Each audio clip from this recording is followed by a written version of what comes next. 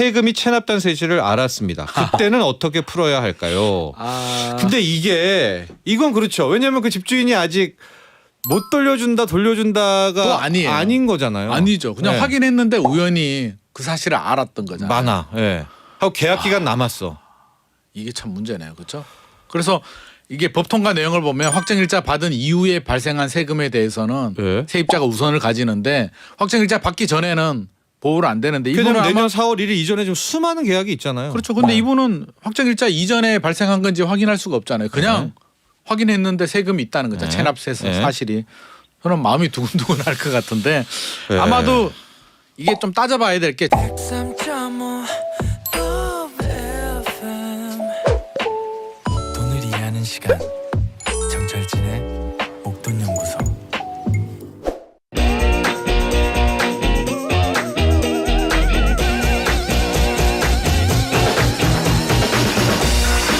부동산 투자와 내 집 마련에 대한 고민은 늘 있죠. 지금일까? 아니면 기다릴까? 한 주간의 부동산 이슈와 궁금증 나눠봅니다. 김인만의 이만저만 부동산. 네, 부동산 경제연구소 김인만 소장 함께합니다. 안녕하세요. 안녕하십니까? 네. 자, 유튜브로 들어오신 아이어른님, 이만저만 김인만 소장님의 코너를 들으려고 왔습니다. 아우, 해주셨는데 감사합니다. 우리 아이어른님 저희 프로세스 때문에 샵 1035 요 문자로 한 번만 더 보내주신다면은 그렇죠? 맞나요? 네, 커피 쿠폰을 저희 오. 드린다고 합니다. 우리 아이어른님, 샵 1035로 문자로 보내주십시오. 이만저만 부동산을 들으려고 감동입니다. 감동이죠. 네. 네. 주간 동향부터 보면은 아파트 이 감동. 그러니까 이게 아직까지는 떨어지는 칼날이네요. 떨어지는 칼날이죠. 시작은 훈훈했는데 갑자기 또 네. 주간 동향 이야기하니까 갑자기 추워지는데 네. 매매 전세 다 얘기해 주세요. 떨어지는 네. 칼날이 더 빨라요. 더 빠르고 있는데 이번 주 매매 가격 동향을 보니까요. 전국이 마이너스 0.73%, 지난주가 0.64였거든요. 예. 0.09가 떨어졌고요. 전세는 마이너스 0.9%가 떨어졌는데 네. 지난주가 0.83이니까 0.07 떨어졌는데 문제는 수도권이거든요. 네. 마이너스 0.91%가 떨어졌는데 지난주가 0.79였어요. 네. 그러면 얼마예요? 0.12가 떨어졌죠. 그래도 굉장히 2주 만에 거의 한 2% 가까이 엄청나게 떨어졌고 거죠. 전세는 마이너스 1.21% 폭락입니다. 1.21%면 와 52주로 계산하면 60%거든요. 네. 거의 뭐 폭락 수준이고 서울도 마찬가지입니다. 계속 네. 떨어지고 있어서 매매보다 전세가 더 떨어지고 있다. 굉장히 좀 이례적이기도 하고요. 전세가 더 떨어지기 때문에 저는 매매 가격도 앞으로 더 떨어질 것 같고 뭐 전세 문제도 더 터질 것 같고 굉장히 우려되는 상황입니다.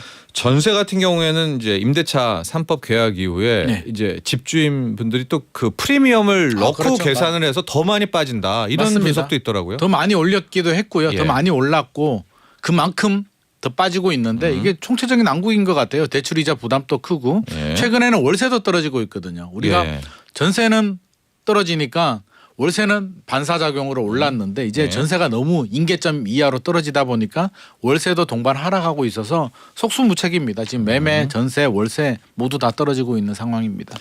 보통 저희가 주간 상승률 기준으로 매매가 네. 주간에 이제 마이너스 1%가 넘어설 때가 실은 바닥일 때도 많았다라고 하는데 그렇죠. 지금은 좀 그것도 예단하기가 어려운 지금은 것 예단할 같아요. 수 없을 것 같습니다. 지금이 바닥이라고 제가 말씀드릴 수는 없을 것 같고요. 예. 왜냐하면 달라지는 게 없으니까. 내년 되면 뭐가 좋아질까? 금리 인상 계속 이어질 것 같고요. 한국은행 총재께서도 그 일단 시그널을 인플레이션, 줬잖아요. 예, 더 물가는. 올릴 수 있어. 3.5%가 끝이 아니야라는 말씀을 주셨기 때문에 내년 상반기까지는 저는 이런 상황이 지속이 될 것 같습니다. 그러면 고점 대비 30% 제가 1차 지지선을 봤는데 예. 30%보다 더 빠지는 지역들도 많이 나올 것 같습니다.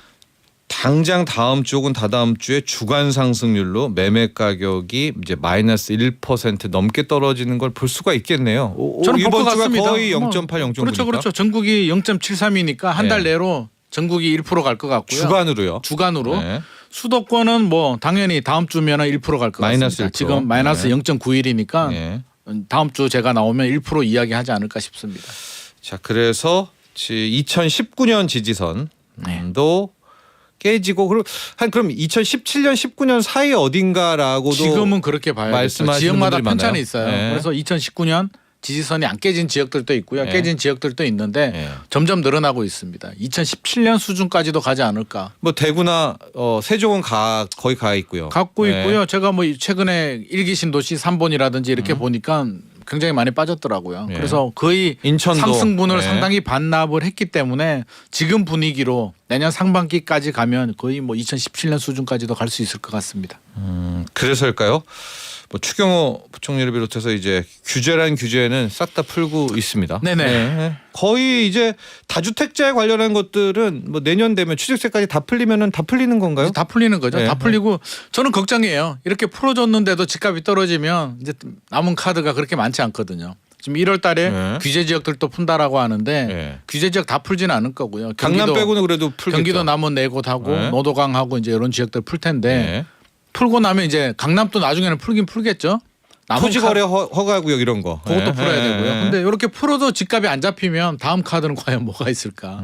제가 그 기획재정부나 국토부 장관이라도 답답할 것 같습니다. 마지막 남은 카드가 DSR하고 양도세 5년간 면제 특례 뭐 이런 거 남았는데. 근데 그게 의미가 없는 게 제가 오프닝에도 얘기했지만 DSR은 자동으로 올라왔어요 지금. 네네. 원리금이 이제 변동금리 때문에 올라와가지고. 그러니까요. 예. 그래서 사실은 정부도 답답한 상황이고 안 예. 풀어줄 수도 없고요. 예. 풀어줘도 효과가 나오지도 않고 12월 21일자 다주택자 많이 풀어줬잖아요. 네. 시장의 반응은 시큰둥하거든요. 아니 그래서 세금 깎아준다고 해서 내 소득이 늘어나는 것도 아니고 집값이 오르는 것도 아니고 네. 대출 이자가 줄어드는 것도 아니고 내가 굳이 사야 돼? 아니야 나 더 기다려 볼래라는 분들이 많기 때문에 정부가 바라는 뭐 시장의 수요로 유입이 돼서 거래가 늘어나는 현상은 발생하지 않을 것 같습니다. 네. 자, 아직은 집값 바닥 이야기하기는 굉장히 섣부른 아직은 그런 아닌 것 상황이 같습니다. 있고요. 이제 네. 이런 와중에 정부는 거의 한 10가지 규제라면 7가지 정도는 그렇죠. 규제를 7, 8가지는 풀어가고 푼 것 8가지는 같습니다. 굉장히 풀어주고 빨라요. 있는 그런 상황입니다. 떨어지는 속도도 빠르고요. 푸는 네. 것도 이렇게 빨리 푼 적이 없었거든요. 거의 알겠습니다. IMF 수준입니다. 예. 네. 전세 이야기 뭐 이번 주나 뭐 하여간 최근은 무조건 전세 사기 역전세 난 이야기를 해야 되는데요. 네. 빌라왕 사망 사건 얘기 많이 했고요. 지금 2,000채가 넘는 건축왕 또 20대 빌라왕이 사망했다는 사건도 있고. 네네. 뭐 근데 여기저기 지역을 좀 보면 수도권에서는 강서구 화곡동, 인천은 미추홀구에 피해가 집중돼 있다. 이 맞습니다. 지역적 특성이 좀 있나요? 아무래도 상대적으로 좀 가격이 낮은 지역이고요. 네. 좀 빌라가 많이 밀집한 지역. 빌라 많은 지역. 빌라가 네. 많고 가격이 낮은 지역이다 보니까 자금이 좀 부족하거나 그렇죠. 사회 초년생들은 아파트 가기는 힘들잖아요. 네. 결국 이런 지역으로 갈 수밖에가 없는데 사실 월세 좀 아깝잖아요. 매달 네. 내야 되는 돈인데 수입은 빠듯한데 월세 내면 답이 안 나오니까 전세를 많이 선호하게 되거든요. 이런 이해관계를 노린 전세 사기 하시는 분들이 주 타겟이 된 것 같습니다. 예. 그 최근에 저희 목돈연구소 다뤘지만 그 빌라왕, 건축왕 또 이분들의 사망 사건들 좀 보면은 좀 이게 자연스럽지가 않은 부분들도 좀 있거든요. 자연스럽지 예, 않죠. 예. 자연스럽지 않죠. 저는 예. 삼각관계가 있다라고 보는데 예. 그 분양업자, 건축업자들이 있고요.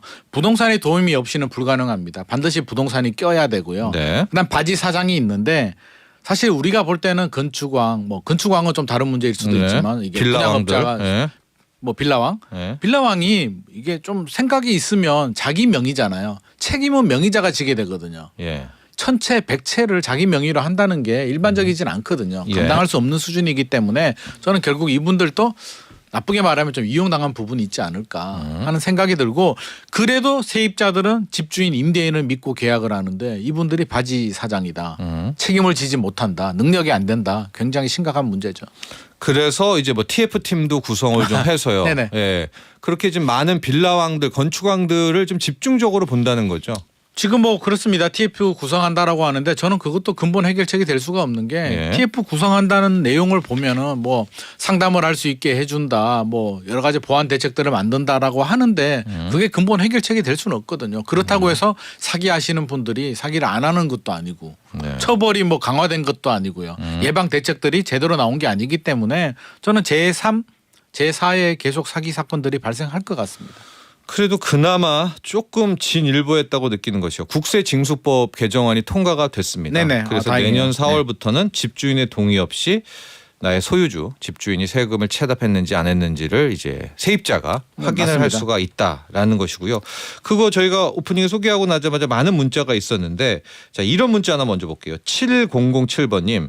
전세 계약하였을 때 확인할 때는 이제 체납이 없었어요. 아하. 근데 예. 전세 기간 동안에 국세를 크게 미납하면 집주인이 이건 어떻게 하나요? 이게 예전 같으면 문제가 됐거든요. 국세, 지방세, 세금 우선이기 때문에 그거는 경매 넘어가게 후순위여도 되면 후순위라도 이게 최우선 순위로 최우선, 가지고 예. 가게 되는데 아마 빠르면 한 내년 1월부터는 요게 확정일자 받은 다음에 발생한 이런 세금 체납에 대해서는 세입자 우선으로 바꿔주겠다라고 합니다. 네. 그래서 그나마 저는 다행이라고 생각하는데 음? 그동안 좀 놓쳤던 부분인 것 같아요. 진작에 이렇게 됐어야 되는 거 아닐까. 네. 그렇죠? 그리고 그 집주인 동의 없어도 세금 체납 확인하는 것도 진작에 그렇게 했어야 되는 건데. 세입자가. 그렇죠. 네. 그동안에 이제 문제가 많이 안 생겼기 때문에 약간 규제의 사각 지역이 아니었나 싶고 네. 지금 그나마 이렇게 된 것만으로도 다행이고 네. 저는 한 걸음 더 나가서 확인할 수 있게 해주잖아요. 네. 저는 그런 생각은 들어요. 확인할 수 있게 해주는데 세입자한테 야 우리가 할 수 있게 해줬으니까 니들이 알아서 확인하고 니들이 예방해라는 약간 좀 수동적인 자세 아닐까 싶거든요. 네. 그러니까 공공기관들 특히 허그나 이런 보증보험 회사들이 좀 더 아 적극적으로 자기들이 나는 그 보증보험 회사에서 이런 걸 좀 해줬으면 좋겠어요. 사회 초년생들이 세금 체납 어디서 확인하는지도 잘 모르고요. 네. 해달라고 하면 그 짜고 치는 부동산이 저는 부동산이 해줬으면 하는데. 부동산에 왜냐면 해줘도 수수료 근데 받잖아요. 부동산의 한 편입니다. 예를 들어서 한 편이라고 하면 그걸 제대로 확인해 주겠냐는 거죠. 그러니까 저는 믿을 만한 공신기관에서 해줘야 되는 게 맞다. 네. 부동산에서 문제 없어라고 하면 사회초년생들은 믿을 수밖에 없거든요.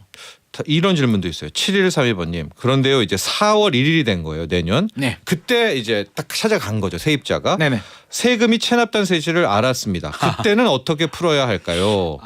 근데 이건 그렇죠. 왜냐하면 그 집주인이 아직 못 돌려준다가 또 아니에요. 아닌 거잖아요. 아니죠. 그냥 네. 확인했는데 우연히 그 사실을 알았던 거잖아요. 많아. 예.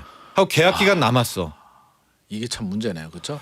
그래서 이게 법 통과 내용을 보면 확정일자 받은 이후에 발생한 세금에 대해서는 네. 세입자가 우선을 가지는데 확정일자 받기 전에는 보호를 안 되는데 이분은 왜냐면 아마 내년 4월 1일 이전에 좀 수많은 계약이 있잖아요. 그렇죠. 근데 네. 이분은 확정일자 이전에 발생한 건지 확인할 수가 없잖아요. 그냥 확인했는데 세금이 있다는 거죠. 네. 체납세 네. 사실이.